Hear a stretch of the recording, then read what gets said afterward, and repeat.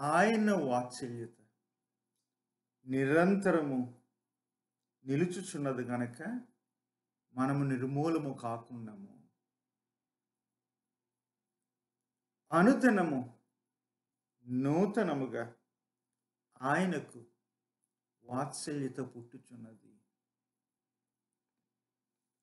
విలాప వాక్యాలు 3వ అధ్యాయము ఈరోజు 20 నుండి 24 వరకు ధ్యానించబోతున్నాం.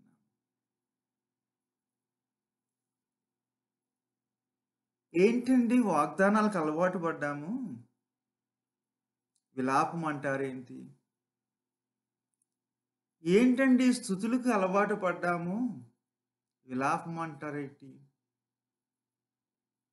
మా బడిలో గాని, మా గుళ్ళో గాని విలాప వాక్యాల నుండి బైబిల్ స్టడీస్ ఉండవు, ప్రసంగాలు ఉండవు. యూట్యూబ్‌లో కూడా విలాప వాక్యాల నుండి ఎక్కువగా మాట్లాడరు. విలపించడం ఎందుకు? విలాపంలో ఏమవుతుంది? మాట చెప్తాను. విలాపంలో ఆదరణ ఉంది. విలాపంలో విశ్వాసం ఉంది. విలాపంలో ఆశ ఉంది. విలాపంలో వాగ్దానం ఉంది. విలాపంలో స్తుతి ఉంది. విలాపంలో ధైర్యం ఉంది. విలాపంలో నమ్మకం ఉంది. దుఃఖం ఉంది. ధైర్యం ఉంది. విన్నపం ఉంది. స్తుతి ఉంది. బాధ, కృంగడం, అలాగే సాక్ష్యం ఇవ్వడం, ఇవన్నీ విలాపంలో ఉన్నాయి. అందుకనే చరిత్ర ఉంది, కీర్తనలు ఉన్నాయి, ప్రవచనాలు ఉన్నాయి. అలాగే హీబ్రూ లేఖనాల్లో విలాపాలు ఉన్నాయి, విలాప వాక్యాలు ఉన్నాయి. ఇక్కడ భక్తుడు విలపిస్తున్న ప్రవక్త ఏం చేస్తున్నాడు? ఈ వచనాలు అర్థం చేసుకోవాలంటే 17, 18 వచనాల నుండి ప్రారంభించాలి. మెట్లు మెట్లుగా ఎక్కడమే కాదు, పైకి కిందకి, పైకి కిందకి మానసిక స్థితి కదులుతుంది. అంతేకాదు, లోనకే కాదు, పైకి చూస్తాడు, బయటకు చూస్తాడు.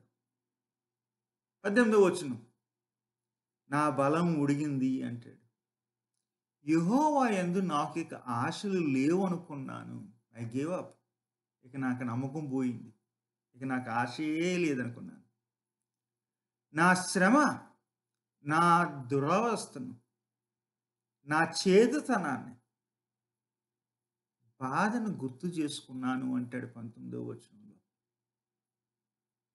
అనిని ఉడిగిన బలం, నశించిన ఆశ నుండి ఇప్పుడు దేనికొస్తాడంటే, దేవా, అప్పుడు తన వైపు చూసుకున్నాడు, ఇప్పుడు దేవుని వైపు చూస్తున్నాడు. దేవా, నా బాధను, నా యొక్క దురవస్థను, నా చేదును జ్ఞాపకం చేసుకోవా అంటాడు.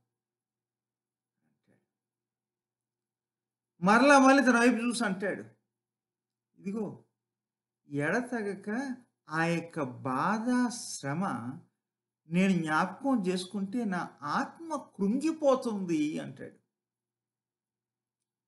మళ్ళా దేవుని వైపు చూస్తుంటాడు, అది నీకు జ్ఞాపకం రావడం లేదా? అది నేను చూడడం లేదా అంటాడు.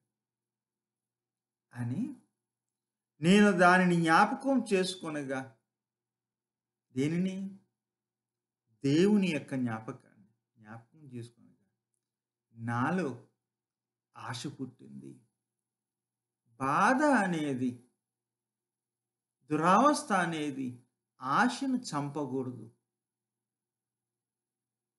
దేవుని వాత్సల్యత గురించిన జ్ఞానం ఉంది కదా, జ్ఞాపకం ఉంది కదా, అది మనలో ఆశను పుట్టించాలి. కారణం, యెహోవా కృపగలవాడు. 22వ వచనం, ఆయన వాత్సల్యత ఎడతెగక నిలిచి ఉన్నది. అందుకనే కదా మనం నిర్మూలం కావడం లేదు. అనుదినం, ప్రతిరోజు, ప్రతిదినం ఆయనలో ఆ వాత్సల్యత కొత్తగా పుడుతూ ఉంటుంది, ఉబుకుతూ ఉంటుంది అని చెప్పి ఇక సాక్ష్యం మొదలుపెడతాడు. కృపగలవాడు ఆయన. ఆయనకి వాత్సల్యం నిలిచుచున్నది. నేను నిలబడుతున్నాను, నిర్మూలము కాలేదు. అనుదినము ఆయన వాత్సల్యత పుడుతుంది. యెహోవా నా భాగమని నేను నమ్ముచున్నాను. ఆయన యందు నా నమ్మిక. కృంగిపోయినాడు. ప్రభువు వైపు చూసి, యెహోవా వైపు చూసి ప్రార్థించాడు. ఇప్పుడు సాక్ష్యం ఇస్తున్నాడు. ఒక్కోసారి మన వైపు మనం చూస్తూ ఉంటే కృంగిపోతూ ఉంటాం. దేవుని వైపు చూస్తే, దేవుని కృపను వైపు చూస్తే, నిలిచి ఉండి మరలా నూతనంగా పుట్టే ఆయన యొక్క వాత్సల్యతను చూస్తే ఆశ పుడుతుంది. ధైర్యం వస్తుంది. సాక్ష్యం వస్తుంది. ఏంటండి కన్‌ఫ్యూజ్ అయ్యారా? ఏంటండి ప్రవక్త కన్‌ఫ్యూజ్ అయ్యాడా? ఏంటండి ఇశ్రాయేలీయులు కన్‌ఫ్యూజ్ అయ్యారా అని మీరు అడగొచ్చు. అప్పుడే దురవస్థ అంటాడు. అప్పుడే బాధ అంటాడు. అప్పుడే కృంగిపోతున్నాను అంటాడు. అప్పుడే దేవుని వాత్సల్యం శాశ్వతం, దృఢం, నిరంతరం ఉంటుంది. నూతనంగా పుడుతూ ఉంటుంది అని అంటారు. శ్రమ, బాధ ఒకవైపు అయితే ధైర్యం, ధీమా, నమ్మకం మరొక వైపు అయితే ఈ ఎత్తు పల్లాలలో ఈ ఈ ఎత్తు పల్లాలు ఉన్నాయి కదా! ఇవి విలాప వాక్యాల్లో మనకి ఎదురవుతూ ఉంటాయి. ఇవి యెషయా గ్రంథంలో ఉన్నాయి. 40-54 అధ్యాయాల్లో. కొన్ని కీర్తనల్లోనూ ఉన్నాయి. విలాప కీర్తనలోనూ ఉన్నాయి. ఇర్మియాలోనూ ఎదురవుతాయి. విలాప వాక్యంలోనూ ఉంటాయి. అప్పుడే కన్నీళ్ళు, అప్పుడే ధైర్యం, అప్పుడే బాధ, అప్పుడే ఆదరణ. దీని గురించి ఎవరు చక్కగా వివరించారు అంటే పాత నిబంధన స్కాలర్ వాల్టర్ బ్రూగర్‌మ్యాన్ ఏమంటాడంటే ఇది ఒక సీసా లాంటిది అంటాడు. సీసా అంటే ఇంగ్లీష్ పదము. తెలుగులో నాకు జ్ఞాపకం వస్తలేదు గానీ, చిన్నప్పుడు మేము స్కూల్‌కెళ్ళినప్పుడు, ఎలిమెంటరీ స్కూల్‌కెళ్ళినప్పుడు, మధ్యలో ఇంటర్వెల్ బెల్ కొట్టిన తర్వాత బయటికెళ్ళి ఆడుకునేవాళ్ళం. అది ఆడడానికి ఏమి ఉండేవి కాదు గానీ, ఈ సీసా లాంటిది ఆ సమతుల్యతను చూసేది ఉండేది. ఒకళ్ళ వైపు ఒక కుర్రోడు ఇటువైపు కూర్చుంటే, ఇంకొక కుర్రోడు అటువైపు. ఒక అమ్మాయి ఇటువైపు కూర్చుంటే, అటు ఒక కుర్రోడు కూర్చొని, ఎవరు బరువుగున్నారని జెప్పేసి ఆడుకునేవాళ్ళం. ఒకళ్ళమేమో కిందకి తోస్తే, మరొకరేమో కిందకి తోస్తే, అది అటు, ఇటు కదిలేది. ఆ బ్యాలెన్సింగ్ అనమాట. బ్యాలెన్సింగ్ రాడ్ అంటారు. ఈ విలాప వాక్యాలు యెషయాలోను, ఇర్మియాలోను, కీర్తనలోను, విలాప వాక్యముల్లో గూడా ఇది కనబడతది. ఇటేమో దుఃఖం, ఇటేమో ధైర్యం. ఇటేమో బాధ, విలాపం, ఇటువైపేమో ఆదరణ, స్తుతి. 2 ఎప్పటికప్పుడు బ్యాలెన్స్ అయి ఉంటాయి. ఎందుకు? నష్టపోయినోళ్ళకి, గాయం తిన్న వాళ్ళకి, ట్రామాలో ఉన్న వాళ్ళకి ఈ 2 ఉంటాయి. ఈ బ్యాలెన్స్ ఎప్పుడు తప్పిందో అప్పుడు మానసికంగా మనం దెబ్బతింటాం. ప్రాణం గూడా పోగొట్టుకునే అవకాశాలున్నాయి. నిరాశ, ఆశ. విలాపం, ఆదరణ. దుఃఖం, ధైర్యం. నిస్పృహ, స్పృహ. ఈ బ్యాలెన్స్ మనిషిలో ఎప్పుడు ఉండాలి. అదే ఈ విలాప వాక్యంలో మనకు కనబడుతుంది అని చెప్పి వాల్టర్ బ్రూగర్‌మ్యాన్ అని అంటారు. ఒక స్కాలర్ అంటారు. ఎవరు పాడుతున్నారు? ప్రవక్త పాడుతున్నాడు. కానీ మర్చిపోకండి. ప్రవక్తే కాదు, ప్రవక్తతో పాటు తన దేశమంతా పాడుతుంది. మరి ముఖ్యంగా బానిసత్వంలో ఉన్న దేవుని యొక్క ప్రజలు పాడుతున్నారు. క్రీస్తు పూర్వం 587లో నష్టపోయారు.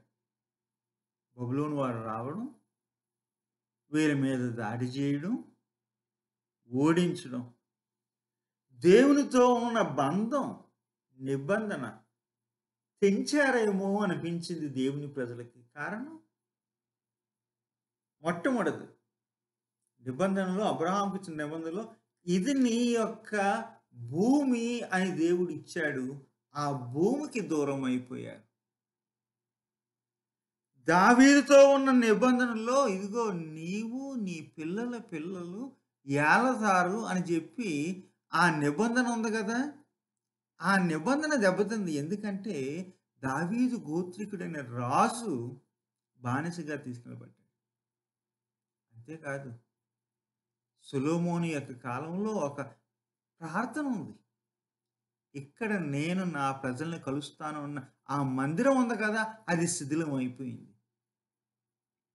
చెదిరారు, బానిసలయ్యారు, గాయపడ్డారు. 137వ కీర్తన అంటాడు, పాట పాడమంటే ఏడ్పు వచ్చిందంట. బబులోను నది తీరాన కూర్చున్నప్పుడు ఇదిగో పాడండయ్యా అంటే ఏం పాట వస్తుంది? కన్నీళ్ళే, కన్నీళ్ళే వచ్చాయి అని అంటాడు. అందుకనే అప్పుడే కాదండి, ఈ యొక్క విలాప వాక్యాలు ఎంత ప్రాముఖ్యమైన దేవుని ప్రజలకి. ఈ రోజుకి ఇంకా యూదులు ప్రపంచంలో ఎక్కడున్నా సరే సంవత్సరానికి ఒకసారి ఈ యొక్క విలాప వాక్యాలు 5 అధ్యాయాలు పాడతారు. ఏంటండి చదవడం అంటలేదు, పాడుతున్నారంటే ఇది పాట అండి, ఇది పాట, కంటత పట్టడానికి పాట. అందుకనే గమనించలేదు. కానీ 1వ అధ్యాయము, 2వ అధ్యాయము విలాప వాక్యాలు, 4వ అధ్యాయము, 5వ అధ్యాయాలు 22 వచనాలు, 22 వచనాలు ఉంటాయి. 1, 2, 4, 5. మరి మధ్యలో ఎక్సెప్షన్ 3వ అధ్యాయం, మనం దాని గురించి ఈరోజు ధ్యానిస్తున్నాం. 66 ఉంటాయి. 22, 3, 3, 66. ఎందుకు 22? హెబ్రూ భాషలో వాళ్ళ ఈలు 22. మొదటి ఆల్ఫాబెట్ నుండి చివరి ఆల్ఫాబెట్ వరకు వచనానికి ఒక ఆల్ఫాబెట్తో ఆ వచనాన్ని ప్రారంభించాడు విలాపకుడు, ప్రవక్త.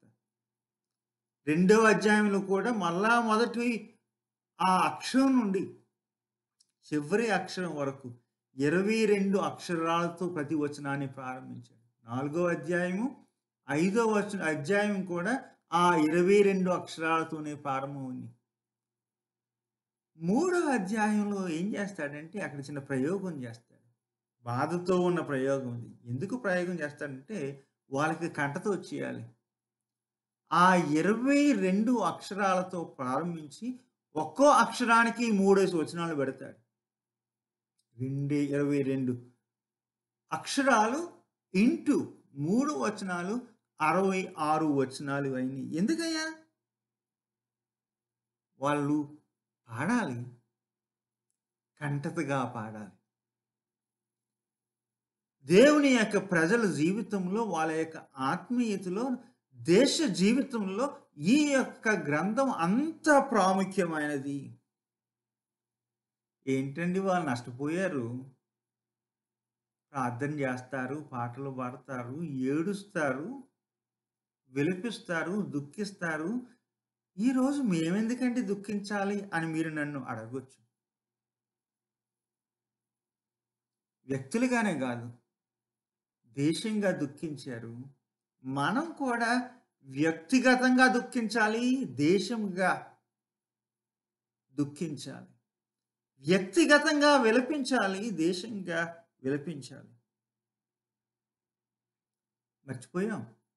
2020, 21, 22 అలలు అలలుగా వచ్చేసింది. ఆ భయంకరమైన జబ్బు కరోనా. ప్రపంచంలో 70,00,000 మంది చనిపోయారు. ప్రపంచంలో 70,00,000కి పైగా కుటుంబాలు తమ ప్రియుల్ని పోగొట్టుకున్నాయి. ఈ రోజుకింకా నాన్నని, బావగారని, అమ్మని, కొడుకని పోగొట్టుకున్న వారి గురించి దుఃఖిస్తున్నాం. దాదాపు 7,00,00,000 మంది పాజిటివ్ వచ్చింది. ఇంకా సైడ్ ఎఫెక్ట్స్ వాళ్ళ యొక్క జీవితాల్లో ఉండిపోయినాయి. అంతమంది ఊపిరి పీల్చుకోవడానికి ప్రాణాల కొరకు పోరాడుతుంటే ప్రభుత్వాలు, ఆసుపత్రి ఓనర్సు నిర్లక్ష్యంగా, నిర్దాక్షిణ్యంగా వ్యాపారాలు చేసి వాళ్ళ యొక్క నిజ స్వరూపాన్ని చూపించారు. పట్టించుకోకపోవడం. వ్యాపారం చేసి దోచుకోవడం. అలాంటి దోచుకున్నవోళ్ళు, పట్టించుకోనోళ్ళు మళ్ళా ఎలక్షన్‌లో పోటీ చేస్తే మనం ఓట్లేసాం మరలా. దేని గురించి, ఎవరి గురించైతే మనం సిగ్గుపడాలో, దాని గురించి, వాళ్ళ గురించి మనం గర్వంగా ఎళ్లి ఓటేసాం. ఈ 4 సంవత్సరాల్లో అంటే దాదాపు ఈ కరోనా తర్వాత ఒక వాస్తవం చెప్తే మనం సిగ్గుపడాలి గానీ ఇంక గర్విస్తున్నాం. ప్రపంచంలో 5 కుటుంబాల్లో ఉన్న ఆస్తులు, ధనం డబల్ అయిపోయింది. ప్రపంచంలో 8 బిలియన్ల మంది మనుషులుంటే 5 బిలియన్ల మంది పేదరికంలో పడిపోయారు. ధనాపేక్ష, దోచుకోవడం మామూలైపోయింది. కరోనా కొంతమందికి కలిసొచ్చింది. కరోనా కొంతమంది యొక్క ఆస్తులు పెంచింది, కొంతమందిని పేదలను చేసింది. సిగ్గుపడాలి. గర్విస్తున్నాం. ఇలాగ ధనాపేక్ష గలవారికి దూరంగా ఉండాలి. మళ్ళా వాళ్ళకే ఓట్లేస్తున్నాం. ఎంతో, ఎంతో గర్వంగా. సిగ్గుపడడానికి ఇంకొకటి ఉందండి. కరోనాకి మించింది కులం. కుల వ్యవస్థ. కొంతమంది చేయగలిగినయి చెయ్యాలనుకున్నది. ఇదిగో నీ పుట్టుక అది కాదు, ఇది చేయకూడదు అని చెప్పిన వ్యవస్థ. కొంతమందేమో ఎక్కువగా పుట్టారు, కొంతమందేమో తక్కువగా పుట్టారు అని చెప్పే వ్యవస్థ. పుట్టుకను బట్టి కొంతమంది రక్తాలు, చెమటలు ఊరికనే తాగొచ్చు. వాళ్ళ ప్రాణాలు తినొచ్చు అని చెప్పిన వ్యవస్థ. సిగ్గుపడాలండి మనుషులుగా మనము. గర్విస్తున్నాం.